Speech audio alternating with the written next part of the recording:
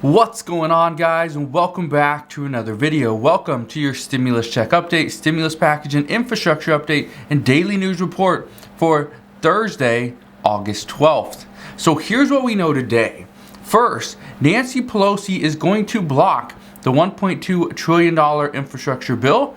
She does support this. However, she only supports this if it comes in conjunction with the $3.5 trillion infrastructure bill as well.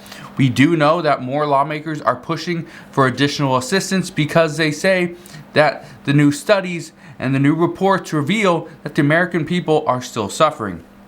We also know that the unemployment claims came out this morning. Want to break that down and why so many are pushing for additional unemployment assistance even past September 6th. So got a little bit less than 1 month of additional unemployment benefits, and then they all go away. This includes pandemic unemployment assistance. If you are a gig worker, you're self-employed, you are on long-term unemployment, and anybody that receives the $300 per week federal boost, all those go away. So that's what we know as of today, but let's break down everything so that you really understand what is going on in this update. Again, I just want to thank you guys for watching. If you could and you enjoy these daily uploads, please go ahead, hit that like button. It really does help out the channel. Also, consider subscribing. Here's what we know. Nancy Pelosi stated yesterday that the House of Representatives will come back to Washington to vote on sometime during the week of August 23rd. What you need to keep in mind is that this vote is going to be on the budget resolution, not on that $1.2 trillion infrastructure bill. The House, they must pass the budget resolution in order for the committees to begin working on the legislation for the budget reconciliation bill. This is that $3.5 trillion infrastructure package, that Democrat-only bill. However, many moderates are having a problem with this, and they are saying that Nancy Pelosi, she needs to bring the House back to vote on the budget resolution, but also the $1.2 trillion infrastructure bill. There are currently about 8 to 10 moderates in the House of Representatives that said they will not vote in favor of the budget resolution bill if Nancy Pelosi doesn't also call for a vote on the $1.2 trillion infrastructure bill.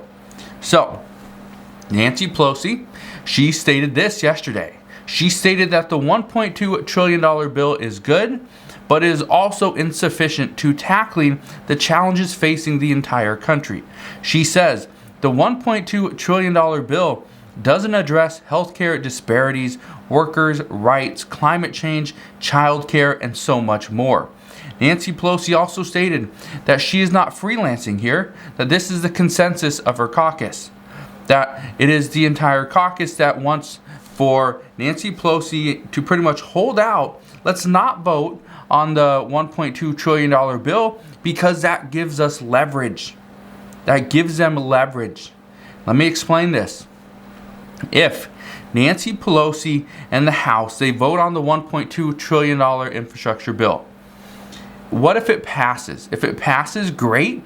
It would go to President Biden's desk. He can sign it, and that would become law. Well, the bad news would be that $1.2 trillion infrastructure bill doesn't provide much to the American people. Provides very little. But what you need to keep in mind is if that bill passes and moderates in the House and the Senate, specifically in the Senate, they do not support that $3.5 trillion bill, well, all the leverage that progressives and Nancy Pelosi and the House had are all out the window because now that bill would have passed. Nancy Pelosi did this last year as well. She did this last year multiple times where she would hold out and she wouldn't pass certain things, and this was what Republicans were saying last year, was she kept moving the goalposts. That's essentially what's going to happen here. Nancy Pelosi is going to keep moving the goalposts. However, she's been very clear. She's been extremely upfront and blunt that she is not going to vote on the $1.2 trillion bill. It's not going to be voted on in the House until that bill comes with the $3.5 trillion bill. This is the budget reconciliation bill. not the budget resolution. And this is where things get so confusing, is the House is going to come back, vote on the budget resolution so that the Senate can start working on the budget reconciliation bill, hopefully have all the pieces of legislation before September 15th.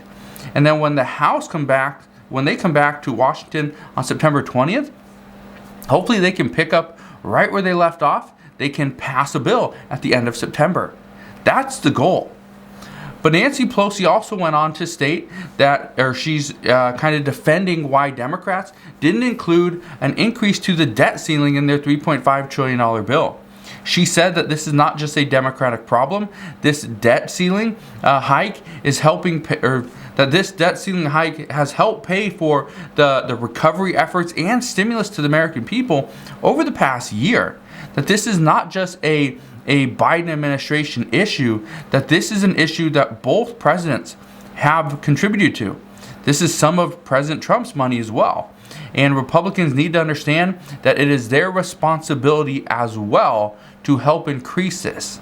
So, I don't know where we're going to go from there.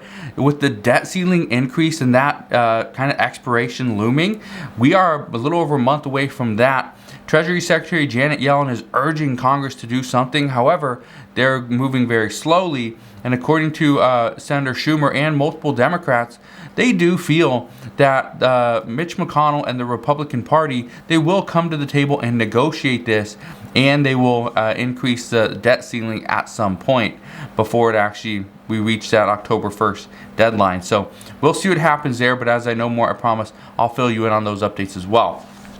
Now today, President Biden is, according to multiple reports, he's going to come out and call on lawmakers to enact legislation to lower drug prices on Americans.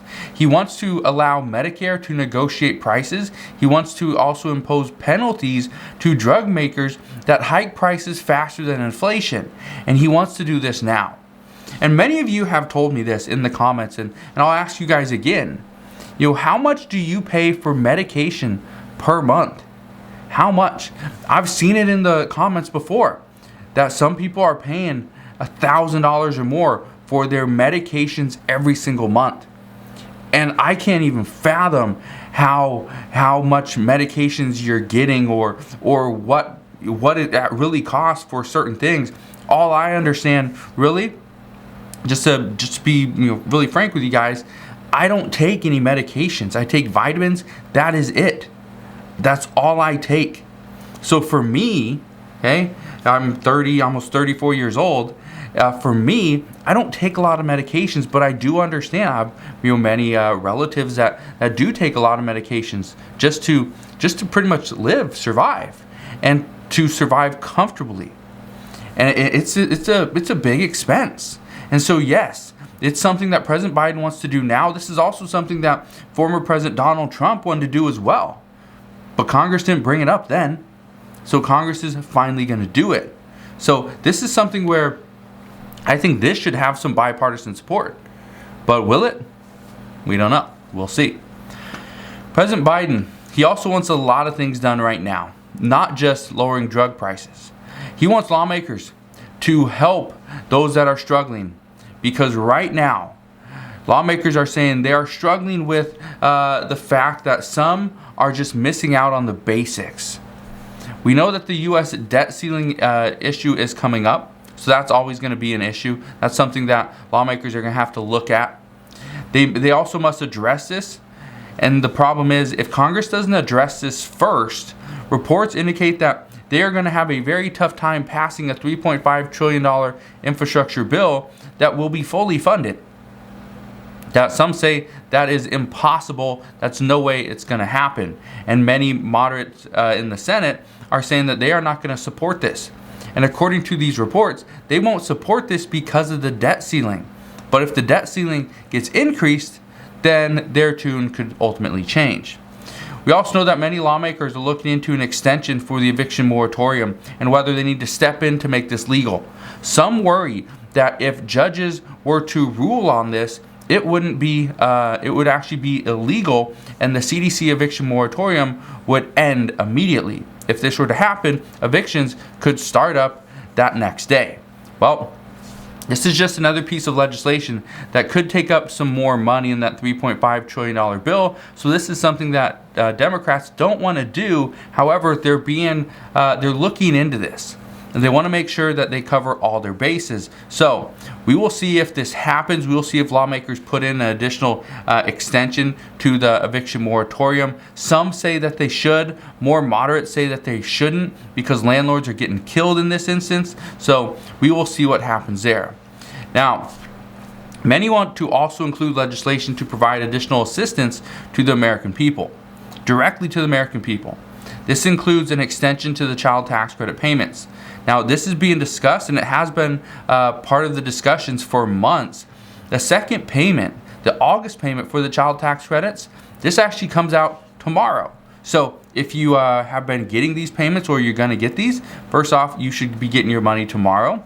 Some moderates believe that this should only be a one-year provision, that we do not need to extend this for an additional 4 years, but progressives say that this needs to be, we need to take care of the American people, and we need to extend this policy at least 4 years. So there's some fighting going on there. According to the Center of Budget and Policy Priorities, 4 out of 10 people say their income is below the pre-pandemic levels. 1 in 4 households before the pandemic were unable to pay for things, basics like food. Well, reports indicate that this has only gotten worse. And this is one of the reasons why lawmakers say it is their job to get Americans back on their feet. This means we need to provide more assistance to help those that are currently struggling. Possibly provide more in nutrition assistance, provide additional rental assistance, or specifically get the rental assistance out quicker, and provide, again, just so that you understand, if lawmakers don't act, many states have already given back their 15% boost to SNAP benefits. But at the end of September, so in like a month and a half, all states will lose that 50% or 15% boost to their SNAP benefits. So this is something that many lawmakers say they need to get on immediately. And they also want to give another stimulus check. Some say we need to give a similar size check as last time, another $1,400 stimulus check. But some say it needs to be higher. There's a handful of lawmakers that want to see a $2,000 per month stimulus check. Many experts believe that this is going to be impossible to try to put into place, because the size of the infrastructure package is just not there. It's at the $3.5 trillion. If this was closer to $5 to $6 trillion, then yes, a $2,000 per month stimulus check to the hardest hit individuals could be included. However, at $3.5 trillion, there's not enough money. Is there enough money for one payment, a one-time stimulus check? Yes, there is. However, it's going to take some creative thinking in order to get this passed, because right now Republicans don't support it and moderates don't support an additional stimulus check either. So we will see what happens there. Many right now are saying that they also want to see the unemployment benefits, that these do not expire on September 6th. Right now, we know that as of last week, this was a report that came out this morning, another 375,000 people claimed unemployment for the first time last week. This is down another 12,000 people from the previous week, and the numbers keep on dropping, which many say is good news. But even with falling numbers, many are still struggling. And even though they're still getting this $300 per week boost on top of their state unemployment benefits, if their state unemployment benefits expire, if they don't get state unemployment benefits because it's long-term unemployment or it's pandemic unemployment assistance, they will also lose that $300 per week. That's going to happen at least by September 6th if it's not extended. What I can tell you is if people are struggling with state unemployment benefits plus $300 per week, so 12 is probably from anywhere from $12 to $2,000 per month. If you're struggling with that, just think how much these families and these individuals will be struggling once they go from $1,200 to $2,000 per month down to zero. It's going to be a bloodbath. So that's what we know right now, but as always, as I know more, I promise I'll come back on and share any news and updates. I just want to thank you guys for watching. Have a wonderful rest of your day. If you could, go ahead, hit that like button if you enjoyed today's video. Consider subscribing, and I'll see you guys on the next one.